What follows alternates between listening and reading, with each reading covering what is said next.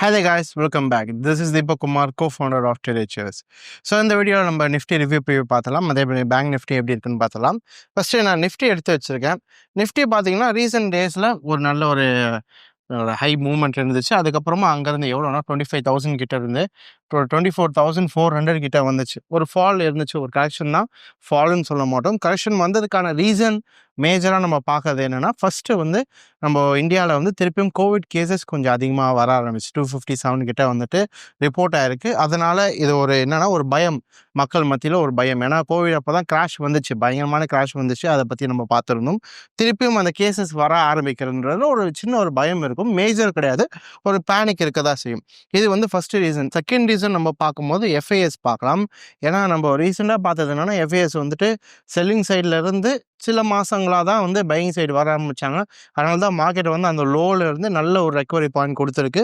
இப்போது ஓவரால் பார்க்கும்போது எஃப்ஐஎஸ் வந்துட்டு 22 மே 11,000 குவான்டிட்டி க்ரோர்ஸ் வந்துட்டு என்ன பண்ணியிருக்காங்கன்னா பை பண்ணியிருக்காங்க.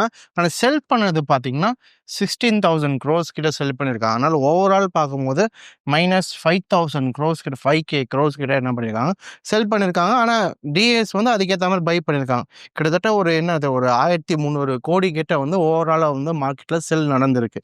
இதுதான் மேஜர் ரீசன். மேஜராக நம்ம பார்க்குற ரீசன் வந்து கோவிட் ஒன்றும், செகண்டு வந்து இந்த கரெக்ஷன் தான், ஃபால் கிடையாது. பை பண்ண அவசியம் கிடையாது. ஃபாலுக்கான ரீசன் வந்து எஃப்ஐஎஸ். சரி, ஓகே. இப்போ வந்து மார்க்கெட் வந்து ஃபால் ஆகிற மாதிரி ஆகிட்டு மேலே ரெக்கவரும் ஆகிடுச்சு. முக்கால்வாசி பார்த்தீங்கன்னா மேலே போயிட்டு தான் இருக்குது. இது எவ்வளோ தூரம் ஃபால் வந்துச்சு அப்படின்னு நம்ம பார்க்கும்போது நம்மளுக்கு தெரியும். ஃபிபனோக்கி அப்படின்ற ஒரு டூல் இருக்குது, நான் போட்டு காமிக்கிறேன். பார்த்தீங்கன்னா 0.5%. அது கிட்டத்தட்ட எங்கே வருதுன்னு பார்த்தீங்கன்னா 24,500 ரேஞ்ச் கிட்ட வந்துட்டு மார்க்கெட் அங்கேருந்து தான் என்ன இருக்குது, பவுன்ஸ் பேக் ஆகி மேலே போயிட்டுருக்கு. அதனால் இப்போ நம்ம சப்போர்ட் அண்ட் ரெசிஸ்டன்ஸ் பார்த்துலாம். என்னென்னா, இப்போ நம்ம இன்வெஸ்ட்மெண்ட் பண்ண போகிறோம்னா என்னென்ன லெவல்ஸ் இருக்குது அப்படின்றத பார்த்துலாம். சப்போர்ட் அண்ட் ரெசிஸ்டன்ஸ் நான் வரைஞ்சி காமிச்சிடறேன். நம்ம ரெசிஸ்டன்ஸ்ன்னு பார்க்கும்போது ப்ரீவியஸ் லெவல் ஹை வந்துச்சுல, அதுதான் நம்மளுக்கு மேஜர் ரெசிஸ்டன்ஸாக இருக்கும். அது எந்த ரேஞ்சுன்னு பார்த்தீங்கன்னா 25,125. 25,125 இது நம்மளுடைய ரெசிஸ்டன்ஸாக இருக்கும். கீழே இருக்க சப்போர்ட்டுன்னு பார்த்தீங்கன்னா அந்த வந்த லோ, அது எங்கே வந்துச்சுன்னா ரீட்ரேஸ்மெண்ட்டோட 0.5% ரீட்ரேஸ்மெண்ட் கொடுத்துருக்கு. அந்த ரேஞ்ச் எங்கே இருக்குன்னா 24,462, அதான் 450 அந்த ரேஞ்ச் வச்சுக்கோங்களேன். அது கீழே மார்க்கெட் பிரேக் அவுட் ஆகுதுன்னா அடுத்த சப்போர்ட்டுன்னு பார்க்கும்போது மேஜர் சப்போர்ட் வந்து 24,000 இருக்குது. அதுக்கு மேலே இருக்க ரெசிஸ்டன்ஸ்னு பார்க்கும்போது 25,300 ஒன்று இருக்குது. அது நம்ம மேஜராக கன்சிடர் பண்ண வேண்டாம். ஏன்னா அது பக்கத்துலேயே இருக்குது. இப்போ இந்த ரேஞ்சிலேருந்து பார்த்தீங்கன்னா கிட்டத்தட்ட ஒரு 150 பாயிண்ட் தான் இருக்கும். அதனால் அதை கன்சிடர் பண்ண வேண்டாம். நீங்கள் ஓவரால்னு பார்த்தீங்கன்னா இந்த ரேஞ்ச் இருக்குது 26,278.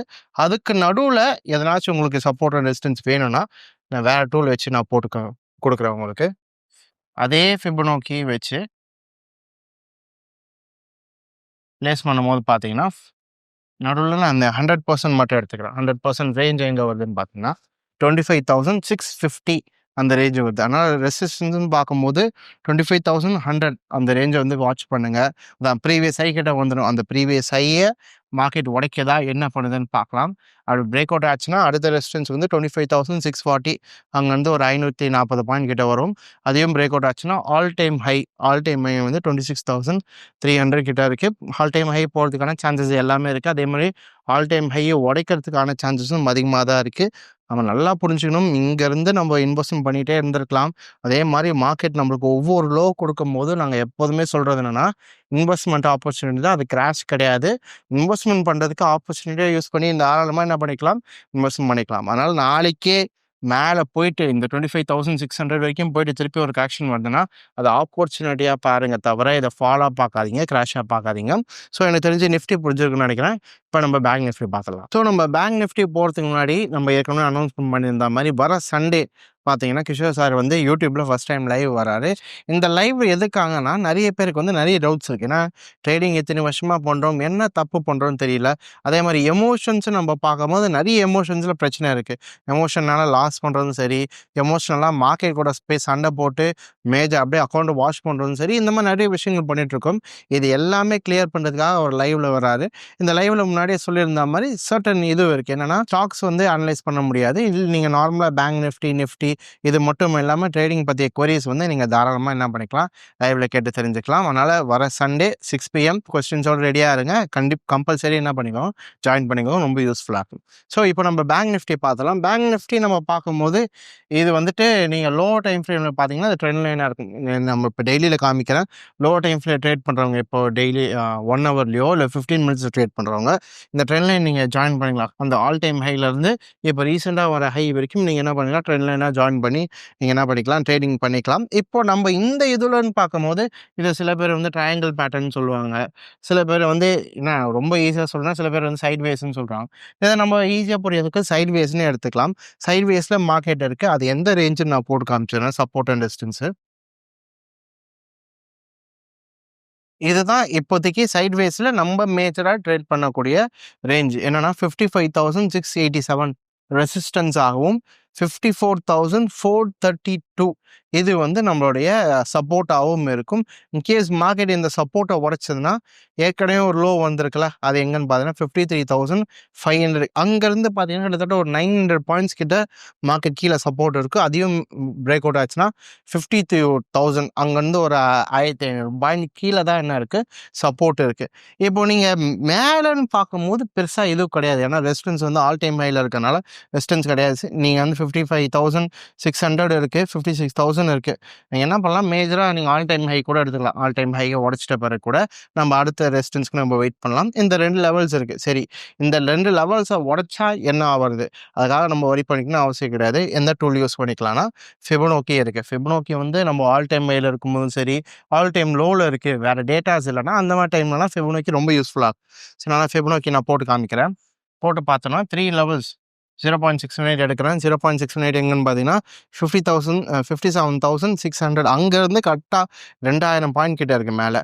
அதுக்கப்புறம் வந்து 60,000 ரெசிஸ்டன்ஸ்ன்னு பார்க்கும்போது 55,000 56,000 அது பிரேக் அவுட் ஆச்சுன்னா அடுத்த ரெசிஸ்டன்ஸ் வந்து 57,600 அதையும் பிரேக் அவுட் ஆச்சுன்னா 60,000 கொஞ்சம் பெருசாக இருக்க மாதிரி இருக்கலாம். ஏன்னா நம்ம புரிஞ்சிக்க வேண்டிய விஷயம் 60,000லாம் வருமா அப்படின்றது கேட்கலாம். நிறைய பேர் டவுட் இருக்கலாம். இந்தியா வந்து க்ரோயிங் ஃபேஸில் இருக்குது, அதனால் க்ரோ ஆகிட்டே தான் இருக்கணும். அது மட்டும் இல்லாமல் நம்ம டெக்னிக்கலாகவும் பார்க்கும்போது ஓவரால் ட்ரெண்டு வந்து மந்த்லியில் பார்த்தீங்கன்னா ஓவரால் ட்ரெண்டு அப் ட்ரெண்டில் தான் இருந்துச்சு. ஒரு கரெக்ஷன் வந்துச்சு, கரெக்ஷன் முடிச்சுட்டு அப் ட்ரெண்டில் தான் இருக்குது. அதனால் க்ரோயிங் ஃபேஸில் இருக்கிறதுனால 60,000 ஈஸியாக போகலாம். இன்னொன்று நம்ம புரிஞ்சிக்க வேண்டிய விஷயம் என்னென்னா, இப்போ மார்க்கெட் வந்துட்டு நம்ம இதை வந்து 60,000 ஹை ப்ரைஸாக பார்க்கலாம். ஆனால் மார்க்கெட்டுக்கு வந்து அது ஹை ப்ரைஸாக கேட்டீங்கன்னா கிடையாது. ஏன்னா மார்க்கெட்டுக்கு வந்து 65,000 அதோட டார்கெட்டாக இருக்குது, அதோட ரெசிஸ்டன்ஸாக இருக்குன்னா அங்கே போகணுன்னா அது 60,000ன்றது பெருசாக ஹை ப்ரைஸாக தெரியாது. அதனால் நம்மளோட திங்கிங்கும் எப்படி இருக்கணும்னா மார்க்கெட்டை சம்மந்தப்பட்டதாக தான் இருக்கும். இன்ஸ்டியூஷன் எப்படி யோசிக்கிறாங்க, இன்ஸ்டியூஷனுக்கு 60,000ன்றது பெரிய ப்ரைஸே கிடையாது. அதனால் அவங்க அவ்வளோ தூரம் எடுத்துகிட்டு போக முடியுமா, எஃப்ஐஎஸ் டிஐசிஸ் பை பண்ணி எடுத்துகிட்டு போக முடியுமானா தாராளமாக முடியும். அதனால் அப் ட்ரெண்டில் இருக்க வரைக்கும் எவ்வளோக்கு எவ்வளோ இன்வெஸ்ட் பண்ண முடியுமோ பண்ணிக்கிட்டே இருங்க. அதே மாதிரி கரெக்ஷன் வந்தாலும் பயப்படணும்னு அவசியம் இல்லை. கரெக்ஷன்ன்றது ஆப்பர்ச்சுனிட்டியாக பார்த்து ஒவ்வொரு லோஸையும் என்ன பண்ணிக்கோங்க, பிடிச்சிட்டே இருங்க. ஸோ எனக்கு தெரிஞ்சு இந்த வீடியோ புரிஞ்சிருக்குன்னு நினைக்கிறேன். இதே மாதிரி நாங்கள் அடுத்த வீடியோவில் சந்திக்கிறேன். அன்டில் தென் டேக் கேர், பாய்.